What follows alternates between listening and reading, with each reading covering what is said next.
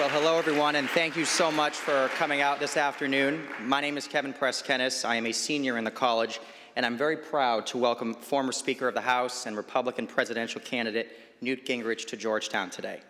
Before we begin, I want to offer a special thanks to John Gwynn and Jada Ayrton of the Lecture Fund for all that they did, and Maggie Cleary and the Georgetown College Republicans as well. It certainly would not have been possible to put this event on today without them, so thank you so much to all of them. Today, the topic of Speaker Gingrich's speech is values, innovation, and giving young Americans the right to choose a personal Social Security account. Now, Social Security has been a controversial issue throughout this election, but it's clear that if nothing is done, there will be serious consequences for our generation in particular. As he will outline, Speaker Gingrich's solution is an alternative to the current system by taking power away from Washington and relegating control to individuals over their own retirements and financial futures. Now, students on over 230 college campuses across the country have unified with Speaker Gingrich behind his proposal for personal Social Security accounts. So I'm glad that our campus is discussing this today because it is a vitally important issue that our generation should own in this election. So thanks for being part of the conversation, and Speaker Gingrich will take questions after his remarks. But first, I'd like to introduce Dr. George Shambaugh. Dr. Shambaugh is the chair of the government department here at Georgetown, as well as a scholar of international politics, foreign policy, international political economy, and the environment. Dr. Shambaugh received his bachelor's in government and physics from Oberlin College and 2 master's degrees and a doctorate in political science from Columbia University. He is the author of States, Firms, and Power, Successful Sanctions in U.S. Foreign Policy. Everyone, please join me in welcoming Dr. George Shambaugh.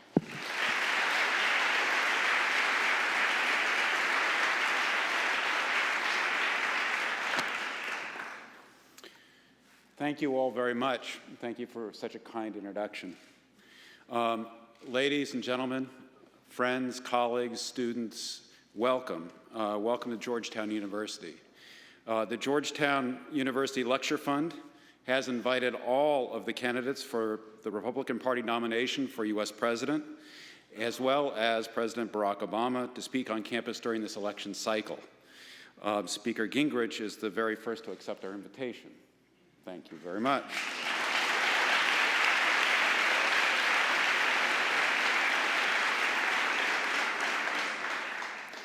This event reflects the traditions and principles on which Georgetown University is built. Located in the nation's capital and founded in 1789 as the first Jesuit and Catholic university in America, Georgetown University has long understood its mission to be the moral formation and the civic education of future citizens and leaders of the United States and indeed of the world. As a reminder of this unique history, a Latin inscription celebrating the completion of Georgetown's first century in 1889 welcomes visitors to campus with the declaration, "Congratulations, Venerable Mother. You alone among all colleges have lived as long as the Republic." Our founder, the Reverend John Carroll, returned to the United States in 1774 to take full advantage of the unprecedented political and religious freedoms of the United States to establish a school in the liberal arts tradition that has distinguished Jesuit education for over 200 years. The importance of Reverend Carroll's mission cannot be underplayed, as maintaining the balance of the freedoms which has made our country great, particularly life, liberty, and the pursuit of happiness, is no easy feat. Pursuing these freedoms while avoiding the tendency towards mediocrity that Alexis de Tocqueville so eloquently warned us about requires both vigilance and awareness that comes from both formal education and productive, respectful public debate, the very factors that are represented here today. Georgetown's tradition in engaging people of all political persuasions and of all faiths is well represented by our school colors, blue and gray, which were chosen during and in the aftermath of the Civil War as a sign of respect, a sign of healing, and a recognition that while we can all do great things on our own, we can do far greater things if we open our minds and share our ideas with others. In this spirit, it is a great privilege for me and for others here to introduce a man who thrives on debate, who is equally comfortable in the classroom and in the halls of political power. The Honorable Newt Gingrich, 58th Speaker of the House and candidate for the Republican Party nomination for the U.S. President. Welcome.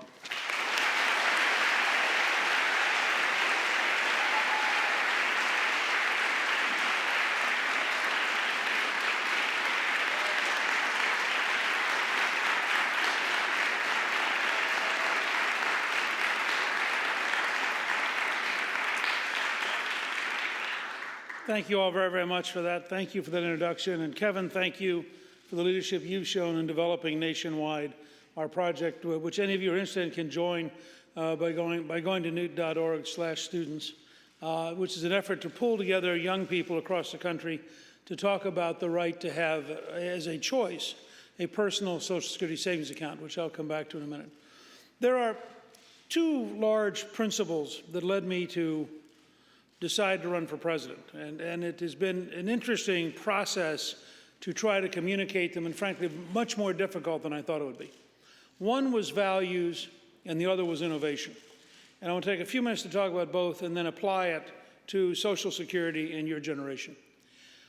I was drawn back in to run partially by the 2002 Ninth Circuit Court decision that one nation under God in the Pledge of Allegiance was unconstitutional, because I regarded that decision as so irrationally anti-American that it required someone willing to seriously intellectually take on the courts and start thinking through the degree to which the courts have become engines of secularism.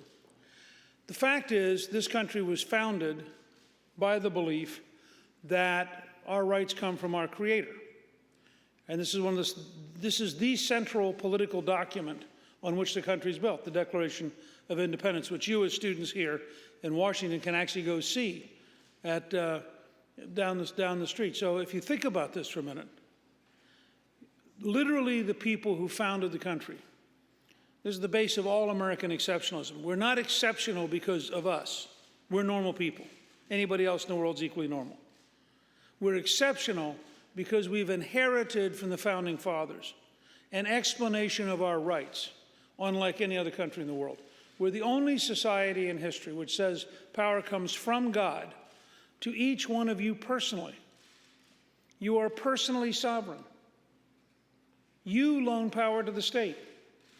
The state does not loan power to you. This is very fundamental to the nature of being American. It's actually a large part of the debate at the Supreme Court right now, and was stated that way by Justice Kennedy in one of his questions, who basically said, this idea that the government can mandate everything you do, in fact, is a dramatic shift in the relative power of the citizen and the government. So historically, the people who founded this country, in fact, had a very clear vision. They founded it in response to what they saw as tyranny. And the tyranny, the number one example which we've all learned about, is no taxation without representation. But the number two argument of the Founding Fathers was over judges, because they saw the British judges as imposers of dictatorship on behalf of the king. And that's why they took a number of steps to limit the power of judges. It's why Alexander Hamilton in the Federalist Papers writes that the judicial branch is the weakest of the three branches, that it could never take on the legislative and the executive branch because it would inherently be defeated by them. Now, this is totally alien to modern law schools. Modern law schools exist for the glorification of the legal profession and have a very lawyer-centric view of reality. But in fact, the Founding Fathers would have thought they were absurd. Jefferson, when asked if the Supreme Court was in fact supreme, wrote, that would be an absurdity.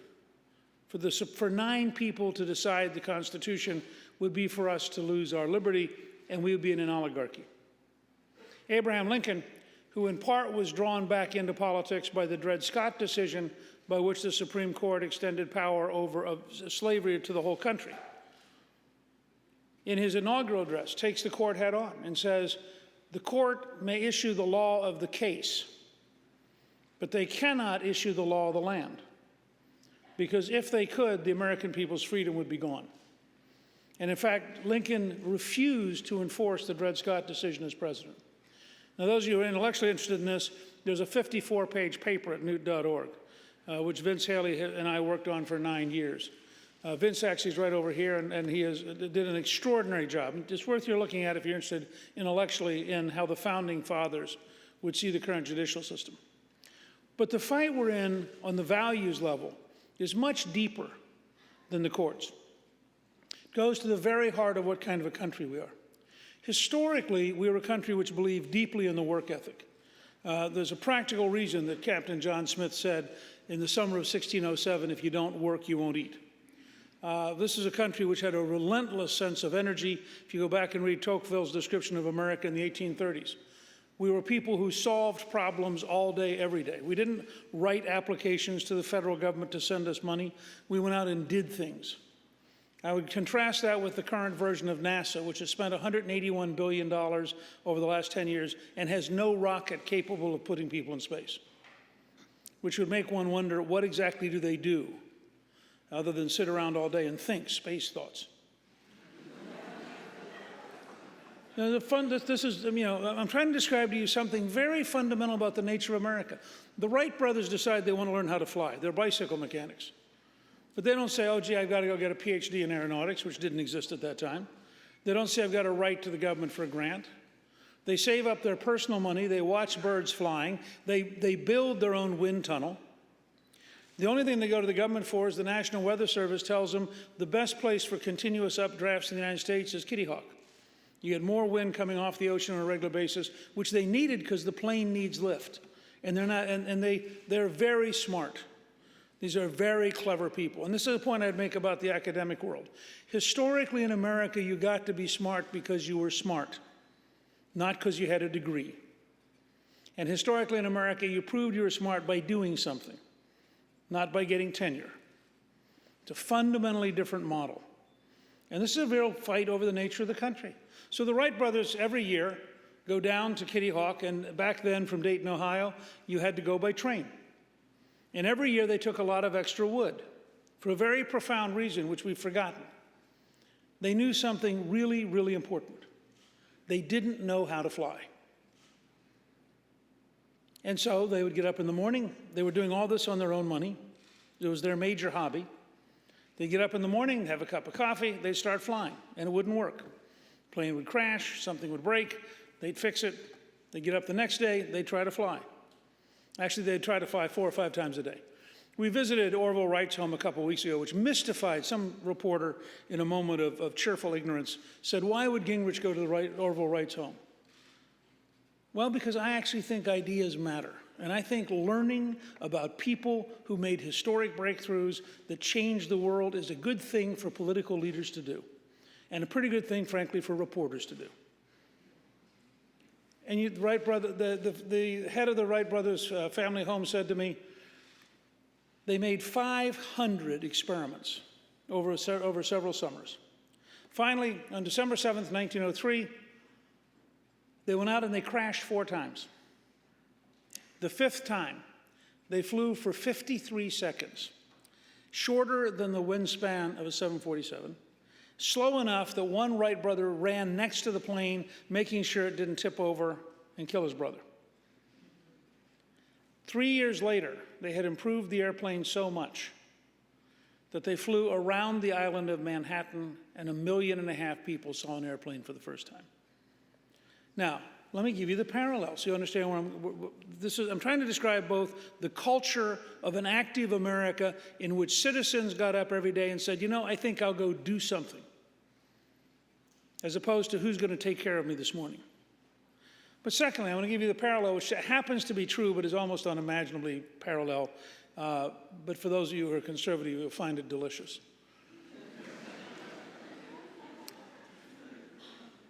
The Smithsonian, arguably the center of knowledge in the United States at that time, got a $50,000 grant from the Congress. Now, the Wright brothers did all of their experiments, according to the curator at the Orville Wright's home, for about $500, which was real money back then. It'd be I don't know, $250,000 today. The Smithsonian gets $50,000. And they're really smart. And so they go out and find the best German metallurgist, and they build a really powerful engine. Now, there's a fundamental flaw with a really powerful engine. It's heavy. The Wright brothers have invented and patented a really light engine. They make all sorts of breakthroughs in engine technology because they need a really light engine. Because they want to build a really light plane, because if you just think about it for a second, any of you have ever flown a glider or flown a paper airplane, you know, light things fly easier than heavy things. This is actually a law of physics, but even if you weren't a physicist, it's a law of common sense. So the Smithsonian, though, is going, you know, they know what they're doing. They're smart. And they got all this money. So they build a heavy engine, which means you have to have a heavy airplane because the engine itself requires a lot more support. And they don't want to go all the way to Kitty Hawk because it's inconvenient. They're in Washington, D.C. They're really important. So they decide, how are they going to get wind? And they invent something we still use today. They put a catapult on a boat, just like a nuclear-powered aircraft carrier. Now, there are a couple things wrong with this scene. Remember, the Wright brothers knew something really, really important. They didn't know how to fly. The Smithsonian people thought they knew how to fly because they had theoretically created a model that they believed in. So they now take their airplane out and they put it on a boat. Furthermore, they invite the news media to come cover it. The Wright brothers are out here, you know, crashing 500 times. Can you imagine if the news media had covered it? You know, idiot brothers from Dayton try once again, and frustrating example. But there's a very short article by an Associated Press stringer the day that they fly. He's been out watching them for a long time, and he hasn't written about their failures because he understood what they were doing. It's called an experiment. Meanwhile, the Smithsonian invites all these reporters to come down. They go down to Alexandria. Here's the boat. Here's the airplane. Engine starts, catapult starts, and as the Wright brothers would have told them, they didn't know how to fly. Plane goes straight off the end of the boat, straight into the Potomac, gets them terrible articles the next day, and in the process, they end up both looking like fools, and more importantly, if you land your airplane in a river, the impact tears up the airplane, and then the river tears up the airplane, and then it sinks to the bottom because it's heavy, and then you're going to try to recover it, and when you try to recover it, you break it some more. So by the time you have the airplane back on land, you have no idea what didn't work. Now, the Smithsonian then learned to their great chagrin that while they're being made fun of, the Wright brothers, with no degrees, no money, no authority, have learned how to fly. They react so badly that for 37 years, the Wright brothers will not give them their airplane. It's now down at the Air and Space Museum. You can go down and see it. But for 37 years, they wouldn't give it to them because they were so mad at the Smithsonian. Now, there are a couple of principles I want to just share with you because the earlier America, the America that was the most inventive, extraordinary society in history, started with the idea it's okay to fail. I mean, can you imagine a government agency that failed 500 times going to a congressional hearing? Can you imagine the contemptuous ignorance of the congressman who would have great fun making fun of these guys, who would look terrific back home, and would teach them not to do it? Can you imagine the current news media? I've always said if the current news media had existed when Thomas Edison invented the electric light, the evening news would have begun. The candle-making industry was threatened today. And the whole report would be negative. This was a country which believed, first of all, you're endowed by your creator, so you have the rights. That's why we are citizens. In the European model, government has power and people are subjects. In the American model, we have power and they are public servants. So fundamental difference, which is part of what the power struggle in this country is all about right now. Second, we're a country which only makes sense if we're religious. Now, I'll give you a simple test, since you're here in Washington.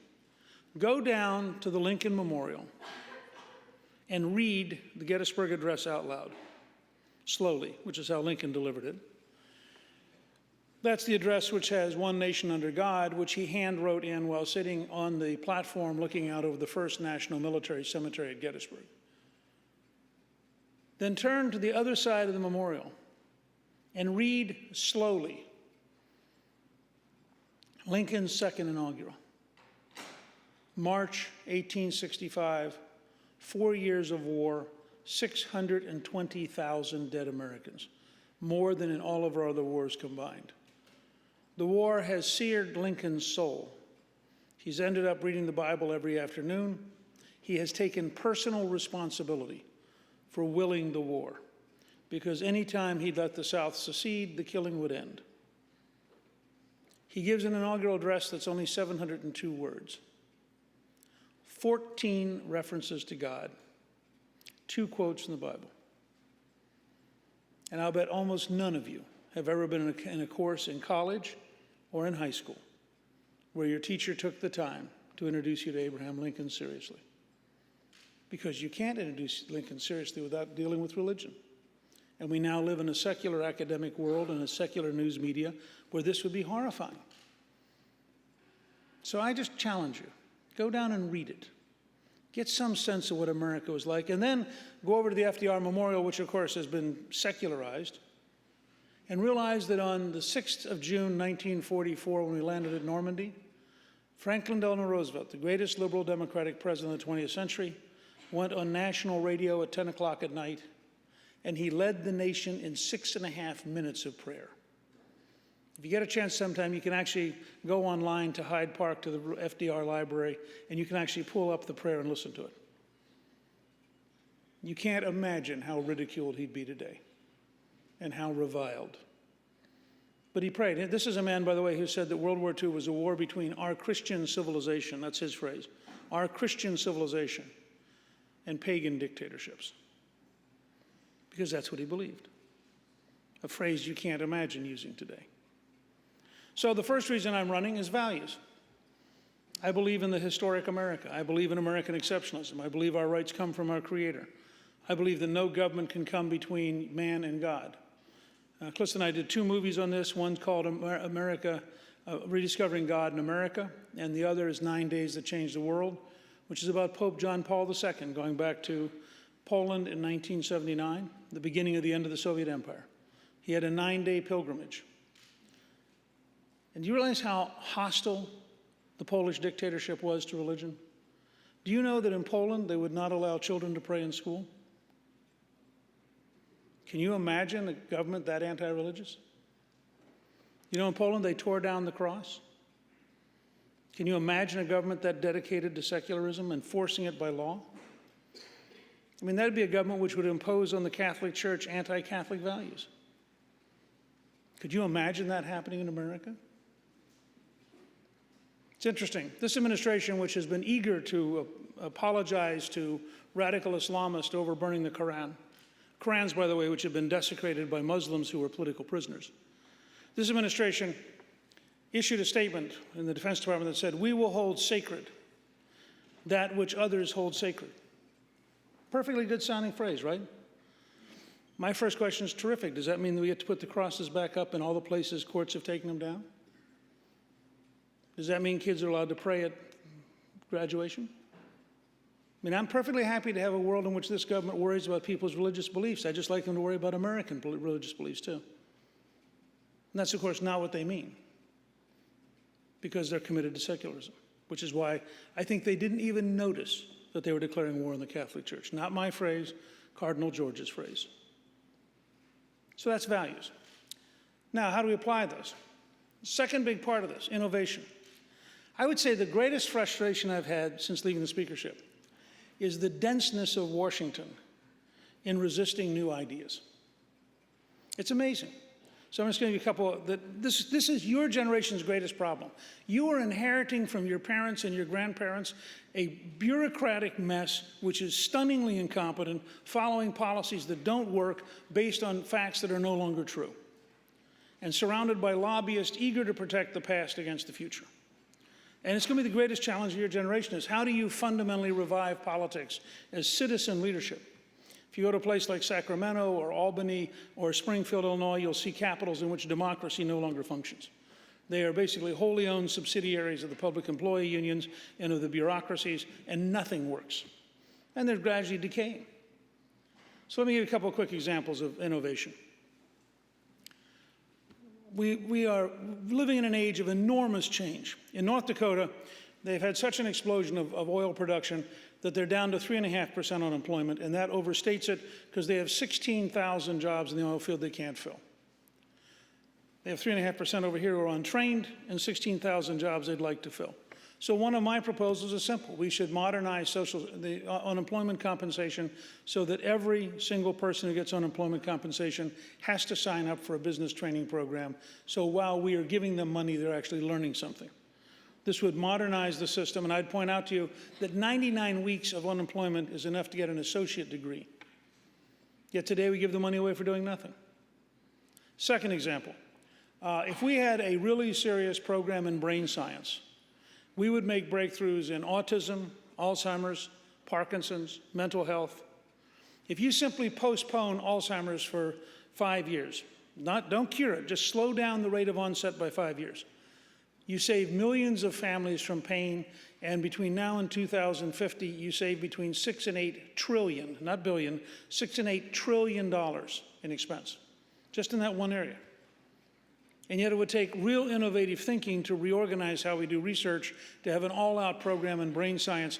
But I would argue brain science will yield more health breakthroughs than any other aspect of biology today, and that we are right on the edge of those breakthroughs making an enormous difference.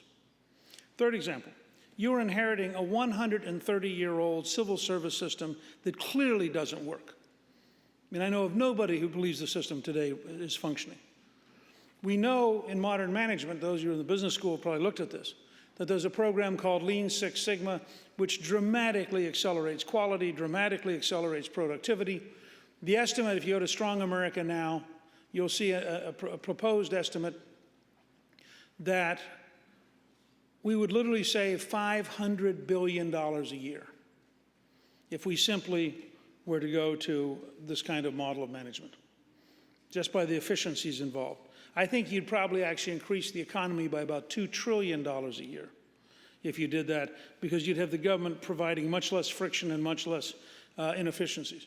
If you took the Food and Drug Administration and you fundamentally changed it and said, we want the FDA to be in the laboratory, understanding the science, and then we want it to accelerate getting the new knowledge to the patient. This is the exact opposite of its current model. You would both save millions of lives, you'd create hundreds of thousands of jobs, and you'd make America the center of productivity and health, which will be the largest single market in the 21st century. But it's a totally different FDA than the one we currently have. Now, you're living through the argument that I've been involved in over gasoline with the president, is based on innovation. We have a new method of developing oil and gas. There is zero doubt that it's working. We went from 7 years supply of natural gas in 2000 to 125 years supply right now. The production of new natural gas has driven down the price of natural gas. Turns out supply and demand works. 11% increase in production. Natural gas has dropped from $7.97 per unit down to around $2 per unit. If you had the same decline in the price of gasoline, it would cost $1.31 a gallon. Now, this is just a fact. In fact, it is now, I just wrote my weekly column this week on the whole notion that the natural gas breakthrough is so big, you're going to see virtually every major trucking company use natural gas for their trucks rather than the diesel fuel, because it's now like $1.50 a gallon cheaper, and the equivalent of a gallon is $1.50 cheaper than diesel fuel. And so if you're a big trucking company, that's an enormous amount of money over the course of a year or two. These things are all happening. North Dakota, the new technology has increased the amount of oil we have there from 150 million barrels in reserve to 24 billion. And the people who are developing North Dakota believe that if we get another generation of breakthroughs, that we will probably have around 500 billion barrels in North Dakota. Let me point out, by the way, that if you have a 125-year supply of natural gas, the correct answer is not to say, oh, gee, that means that sometime around 2137 we'll be out of natural gas. That would assume you're going to have no technological breakthroughs in the next 125 years. We had 30 billion barrels of oil in reserve in 1980, and we have since produced 75 billion barrels. And we today have more reserves than we had in 1980, because it's a floating number. Yet a number of you, I suspect, have taken classes where people worry about peak oil. And we're going to run out of oil at some point in the near future. There is zero evidence today, because the technological breakthroughs of the last 20 years basically have eliminated that. I mean, maybe your great-grandchildren will worry about it, but I actually think by the time your great-grandchildren will actually have electric cars that work. So, I'm just trying to give you a flavor of how dramatically different it is to think. I mean, I've been arguing we can create an American energy program for American energy independence, which would mean that no future president would ever again bow to a Saudi king. Now, this is a very different world than the world we've been living in for the last 40 years. And I would argue that if the Iranians want to practice closing the Straits of Hormuz, for the short run, the U.S. Air Force and the U.S. Navy guarantee passage. 1 out of every 5 barrels of oil in the world goes through Hormuz. But 10 or 15 years from now, this is very central to your generation's future, we should have adopted a policy that makes us so energy independent that we are in fact capable of saying to the Europeans, the Chinese, the Japanese, and the Indians, you have a problem in the Straits of Hormuz, we don't. You figure out how to solve it. That's a very different world than one in which your generation is going to try projecting power halfway around the world every single year of your life, which I suggest to you is not a very good strategy. I'll give one other example.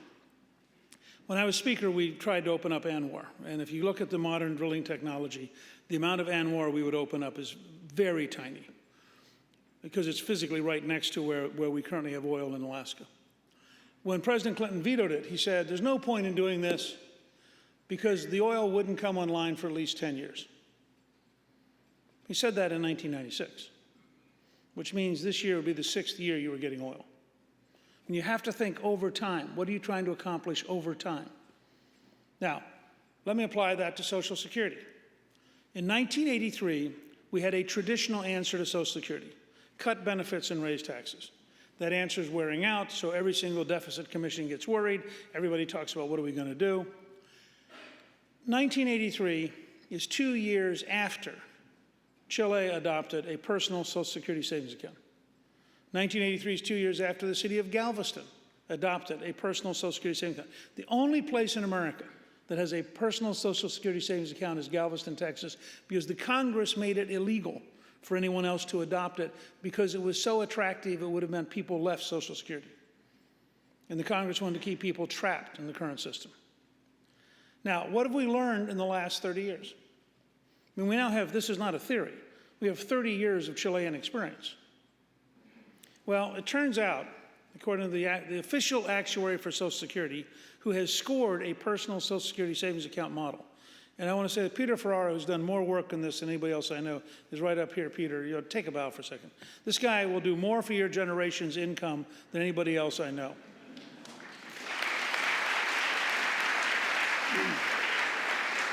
So you'll notice a minute ago I gave you facts about North Dakota, from 150 million barrels to 24 billion.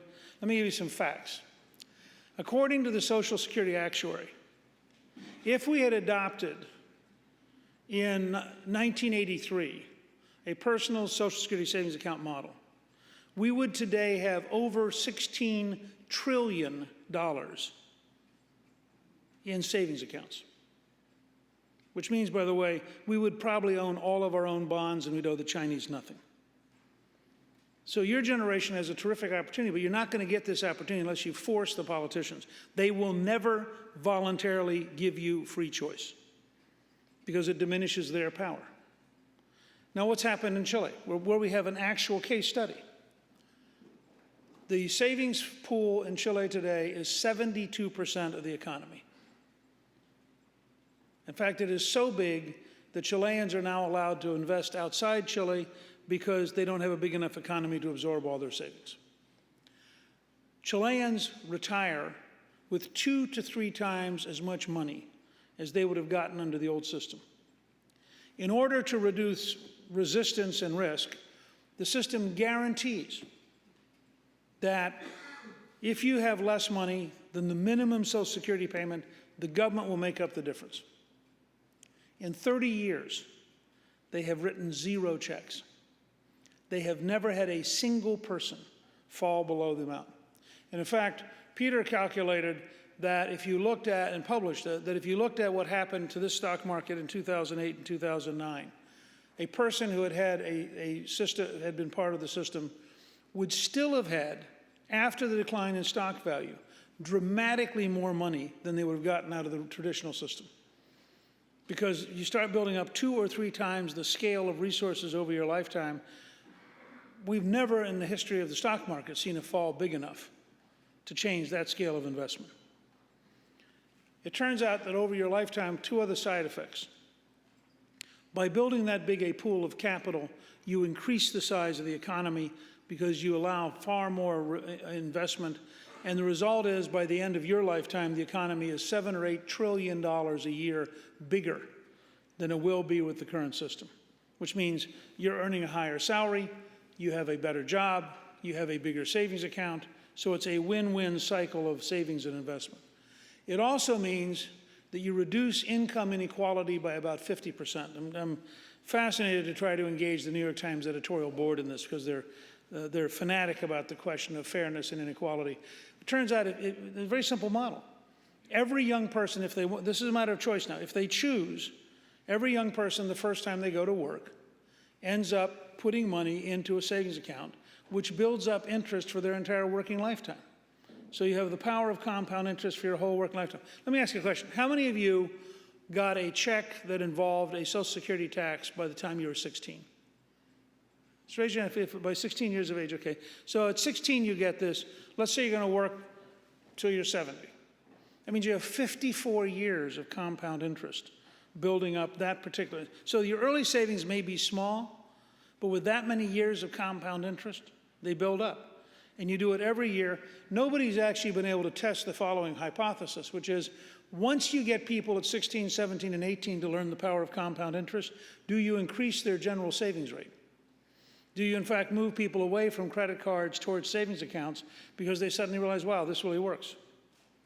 The Social Security actuary, the official actuary, estimated that if you simply made it voluntary, 95 to 97% of young people would pick it, because the economic return is so massively greater that you really have to work hard not to decide to do it. So what I just outlined for you is this is an example of innovation. It increases your freedom. Let's go back to values. It increases your freedom by giving you control over your money. The money you save becomes your estate. It's not an estate in Social Security. The taxes you pay in Social Security, if you die the year before you retire, you lose all of it. It goes to the government. But under a personal Social Security savings account, that money goes to your family as an estate. In addition, nobody tells you when to retire. So you never again have a politician saying, oh, what should we set the retirement age at? It's your choice. You do really well, you want to retire early, be our guest, it's your money. You're a person who likes to work and wants to stay working, be our guest, it's your money. There's no obligation. Because if you, let's say you never took it out and it just kept growing, and then you passed away at 95 with a pretty big savings account by then, that's your family's estate. That's your choice. Why would you want the government to control people's choices? Finally, it also means that unlike last year when President Obama twice in July said, I may not be able to send you your Social Security check, no politician would be between you and Social Security. And so it would be your money coming to you. Now, there would have to be some level of requirements, but these are things we do all the time for 401ks and for other kind of accounts. So, for example, you couldn't take the money and put it in your brother-in-law's newest idea because that would be a dead loser. I mean, over time, that mathematically doesn't work very well. But there are ways to design these accounts. And again, we have proof. Go look at Galveston, Texas. These are great projects for some of your classes. I mean, go look at Galveston. Go look at Chile. And part of the Chilean account, by the way, is actually managed by a firm in Des Moines, Iowa. So there are lots of people in the United States who understand how to do this and who could easily help design this in a positive way. Let me just close with this thought. I think the 2 greatest choices that your generation is going to face are, who are we as a people? Are we still exceptional? Do we still think our rights come from God? Do we still believe, in fact, that the government is our servant? Or are we drifting into a much more European model where we're dependent on the state's in charge, the bureaucrats run us, we don't run them? And second, can we take all the things that work and migrate them into the system? Now, I'll close with two vivid examples, and I'll take questions. How many of you have ever gone online to follow a package at UPS or FedEx? Just raise your hand if you've ever checked. Okay. So this is not a theory, right? And again, just the way Washington thinks. It is literally a fact that you can, we have technology today which allows you to ship a package, track it in virtually real time, and at no extra cost, pull it up on your computer, your iPad, your iPhone, your BlackBerry, whatever your particular device is. That means that in the world of innovation, UPS and FedEx move 25 million packages a day while tracking them. Now here's the federal government, which currently cannot find 11 million people who are here illegally, even if they're sitting down. So imagine that you simply mailed a package to every person who's here, and when it arrived, you'd pull it up, you know where every single person was, and it wouldn't cost anything extra. So for $9 or $10 a person, you just change the whole world. Now that's hyperbole, but it's actually designed to suggest to you the difference in relative capabilities. So now let me take this difference, which in this case is designed to illustrate a point, and let me apply it directly. We wrote a book at the Center for Health Transformation 3 or 4 years ago called Stop Paying the Crooks. We thought this was a title that would actually at least get through in Washington. Got nowhere. Stop Paying the Crooks was based on the following premise. We have systems today. How many of you have ever been called by a credit card company and asked whether you actually were charging something at that moment? Because they want to make sure you were really you, okay? Raise your hands for a second, just look around the room, okay? Again, not a theory. These are systems that have such powerful analytical systems that they track in virtually real time, and they find out whether or not you're fitting your own profile. American Express pays 0.03 of 1% to crooks. Medicare and Medicaid are run by a government bureaucracy, which is paper-based and goes home at 5. It is competing with crooks who have iPads and stay all night. New York State Medicaid, according to the New York Times, pays over 10% to crooks. Now, when I say crooks, I mean a dentist who filed 983 procedures a day and nobody noticed it. I mean the Russian mafia in durable medical equipment in Los Angeles. I mean former convicted cocaine dealers in Florida who in prison decided that stealing from the federal government was safer and more profitable than cocaine. We're talking about, genuine first class, let me steal the money, please. Now, here's the amount of money involved. Now, I literally spent, part of the reason I'm running is I spent several years trying to get the Bush administration to understand this, and you just couldn't get them to, you'd go, credit card, really stupid payment system. Credit card, really stupid payment system. Just nothing worked. Because somehow in between it was, well, what does that have to do with Washington? We estimate that if we were to use American Express, Visa, and MasterCard to pay Medicare and Medicaid, we would save between $60 and $110 billion a year. So the next time you watch as Congress flounders around trying to find what cuts to make, you ought to ask your congressmen and your senators, how about just not paying crooks? Now, this doesn't count food stamps, it doesn't count unemployment compensation, it doesn't count dozens of other places where money goes out of the federal government. Just in these two programs, we believe an accurate estimate is between $60 and $110 billion sitting on the table to be saved annually, almost $1 trillion in a decade. Now you take your lifetime, figure out how long you're going to be around, take that amount of money times your entire tax-paying lifetime, and you'll begin to see how much money is sitting there just through government incompetence.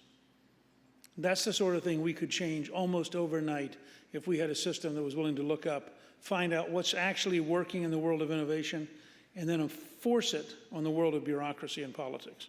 And that's the only way you'll get it, is to force it, because this system will never voluntarily change. And that's why I decided to run. And I look forward to your questions.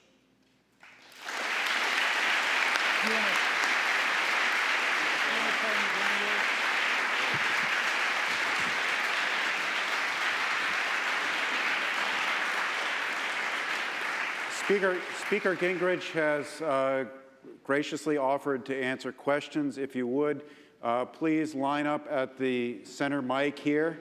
We ask that everybody ask only one question. Please do not make statements. Please ask your question in as concise a manner as possible. Thank you. Hi, my name is Hector Sendejas, and I graduated from Georgetown in 2010. My question is in regards to poor kids working as janitors. You said most of these schools ought to get rid of the unionized janitors, have one master janitor, and pay local students to take care of the school. The kids will actually do work, they will have cash, they will have pride in the schools, they begin the process of rising. Back in high school, I was a janitor in my own high school, which is a private school. And for me, it was embarrassing to be a janitor in my own high school because I was with other rich kids. I was poor. My mom was working super hard. I did not feel empowered by serving my classmates. Why not invest on these kids to work for law firms, hospitals, and get paid to develop better skills? Thank you.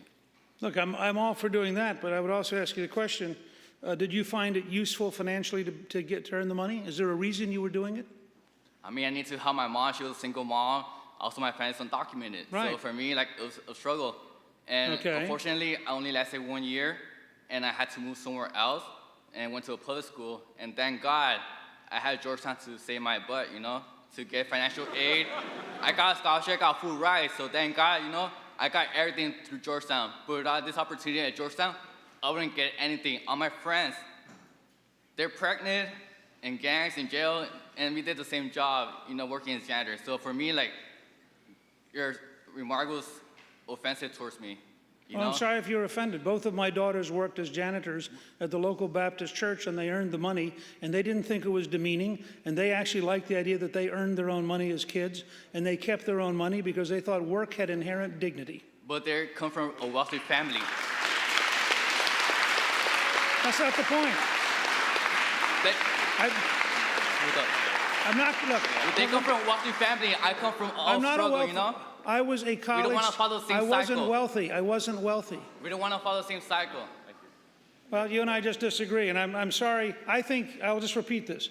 I believe in poor neighborhoods, if you could find a way to help people have a job and maybe keep them in the school because they have a money relationship. I'll give you a place to go look at. The College of the Ozarks, you can only apply to it if you need financial aid. They have no financial aid. If you're accepted there, and it's the 5th most exclusive school in the United States right after Columbia University. If you're accepted there, you work 15 hours a week during the school year plus 2 40-hour weeks. That pays tuition and books. You work 40 hours a week in the summer. That pays for room and board. 92% of the students graduate from the College of the Ozarks owing zero. I'll let you all compare that to what you're going to owe. And the 8% who owe something owe an average of $5,000 because their senior year they bought a car. I happen to think that is a better approach than having people graduate from school with huge debts, which they're going to spend 20 to 25 years paying off if they can get a job to pay it off.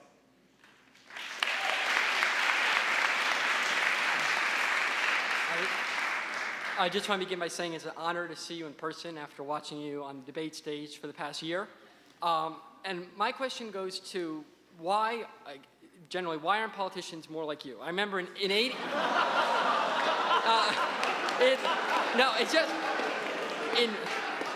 in 1980, having no life and watching a lot of YouTube, I remember in his 81 inaugural address, Reagan said, "We're too great of a nation to limit ourselves to small dreams." And you're the only one who seems to actually offer, at least from my perspective, a bold vision and big ideas from how we can continue to grow as a nation in facing new threats. Why is it that most politicians are focusing on small things and things we can't do and not big solutions? I actually think it's an unfortunate comment. You know, the person who had the best question about this is a good question. The person who had the best, no, I mean good in the sense that you're actually going at the heart of something profound. Greta Van Susteren, you know, I talked about having colonies on the moon, and I talked about the importance of space and all this stuff, and I just got ridiculed, including by my two opponents, I mean, who just went sort of nutso on this thing. And Greta Van Susteren interviewed me, and she said she was fascinated because she remembered John F. Kennedy in May of 1961 saying, "We will get to the moon in this decade. We will do it not because it is easy, but because it is hard." And she said, you know, back then we actually thought it was possible to be American. We thought it was okay to have big dreams. She said, what has happened to this country that we're into such cynicism and negativism and defeatism that to propose a bold new venture into space is ridiculed? And I think this is true across the board. I mean, we have a call, and this is why, frankly, I split with all of my consultants last summer. We are surrounded by a news media that is cynical, and by consultants who are cynical, by lobbyists who are cynical. You're in an imperial capital in which they basically want to know, how am I going to get the money? And they think having big ideas is silly, and they think it's a waste of time. But that was true in 1980. I mean, most people in this Capitol thought Ronald Reagan was strange. I mean, he was out there talking about defeating the Soviet Empire, about relaunching the American economy. He wanted 3-year tax cuts. Now, at the end of the time when he left office, the Soviet Union was disappearing. We had 16 million new jobs. He'd rebuilt belief in America. They promptly erased him. They said there's nothing to learn from Ronald Reagan. I came along in 1994. We set the all-time record for turnout. We had 9 million additional votes in 1994. The Democrats lost. I mean, it is historically the biggest one-party increase in history. Most of the people in my party said, oh, all that weird idea stuff. Why do we have to have contracts? Why do we have to actually stand for something? This is you ask a fundamental problem. This is why I'm running. I haven't done a very good job of it, candidly. Because it is so difficult to communicate big solutions in this country, and the entire structure of the system is so hostile to it. But we are in deep trouble as a people. This transcends Republicans, it transcends Democrats, it transcends Obama's personality, it transcends the Republican candidates. Your generation is inheriting a dysfunctional country which cannot communicate with itself and whose political leadership has no ideas big enough to get us back on track. And that's why I decided to run, and I have no idea how to answer your question. Thank you.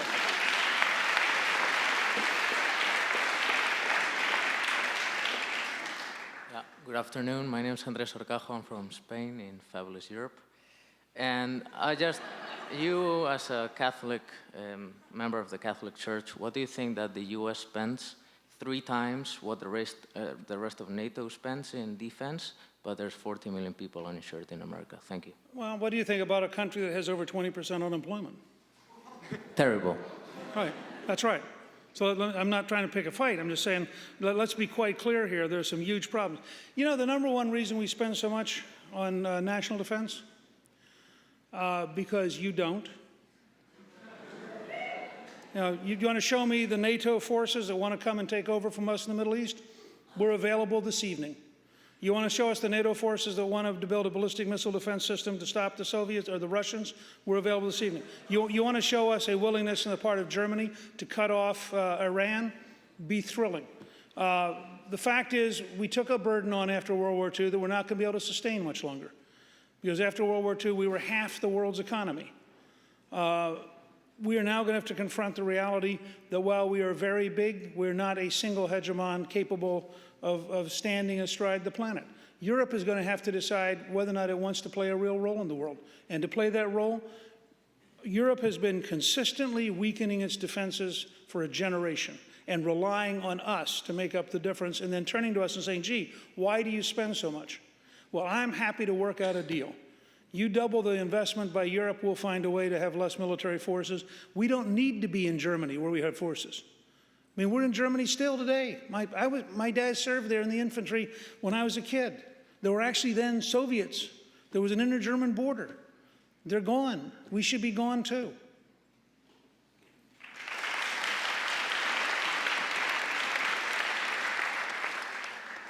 Thank you for joining us today. My name is Christopher Strohmeyer.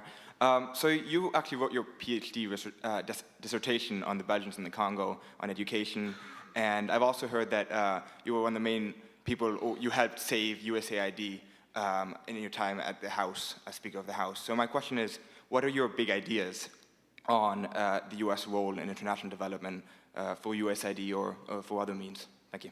Yeah, I would replace USAID with 2 primary changes in pattern. One is that I would, this would be a good thought process for somebody to do a paper on.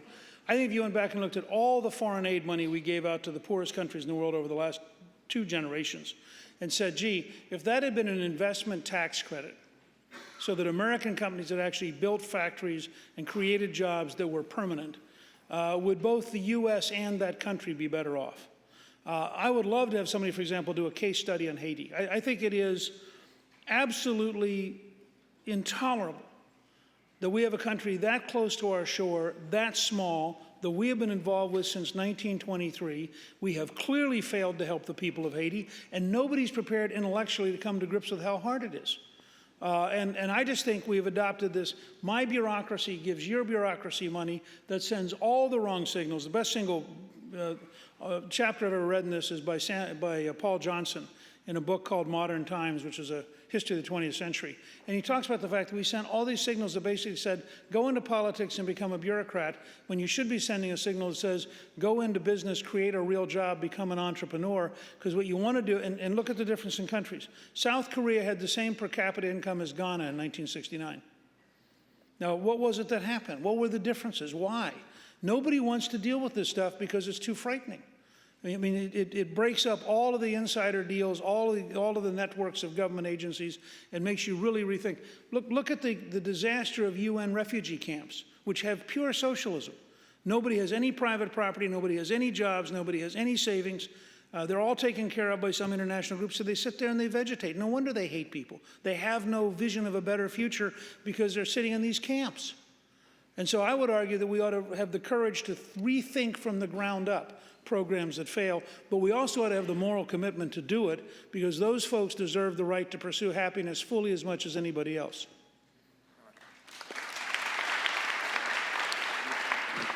I'm told that you are the last question. So if it's not a good one, yield to the person behind you. Well, good evening, Senator. Thanks for coming. So if young people were allowed to opt out of Social Security, and let's say a lot of them did, where then would we get the money to fund their current retirees and everyone else who's been made dependent on Social Security through no fault of their own, through the federal and bureaucratic inefficiencies that you've so emphatically denounced? Sure. We would do 3 things. First of all, if you get back to 4.2% unemployment, which is where we were when I left office, and I worked twice helping create jobs, once with Reagan, 16 million new jobs, and once with Clinton, 11 million new jobs in 4 years. At full employment, the Social Security Trust Fund is dramatically healthier than it is at the worst level of unemployment since the Great Depression. Second, half of your tax money still goes in there. The plan we have, your personal half goes into your account, but the employer's half goes into the fund to keep it up. And third, we cover the difference by block granting. There are 185 federal programs for low-income Americans, 185 different bureaucracies, 185 different sets of regulations. We put them into one block grant, and the amount of bureaucracy you save enables you to cover most of the difference in Social Security. So everybody who's currently on it is totally safe in the model we just designed. And Peter will be glad to talk to you at great length. Thank you all very, very much. Thank you. Very well done. Thank you.